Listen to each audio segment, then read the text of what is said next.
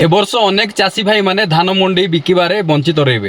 हाँ आज्ञा एटा सत कहूँ मिछ कहू ना जेपरी आम मानकर ओडिशा सरकार गाइडलाइन आनी से अनुसार माने 110% एटा माने वंचित रहिबाटा 110%। एबे जो आम मानकर 6 अगस्ट रु 31 अगस्ट जाए आम मानकर धान मंडी पंजीकरण जोटा वर्तमान चली से गाइडलाइन अनुसार आपण मान कहूँ देखंतु प्रथम कौन होतिला ना आपण माने जाइकरी डायरेक्ट आपण माने पट्टा नहीं जाउथिले आपण मानकर भाग चाषर हो कि निज जमीर हो आपण जदि जड़े चाषी होते आपणकर बापा हो कि जेजे बापार पट्टा को नेले आपण माने डायरेक्ट अप्लाई करुथिले आउ ताकू आपण माने मंडी रे पंजीकरण करके आपण माने धान बिक्री करि पारथिले। किंतु ए सिस्टमटा को आउ सरकार रखी ना एटा को कौन कले ना हटई देछि।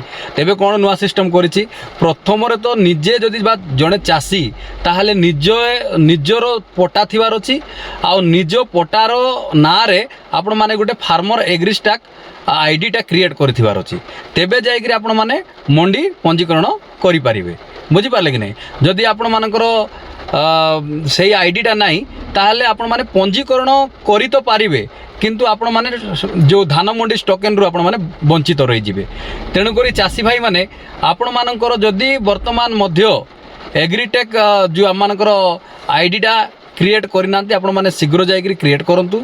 आ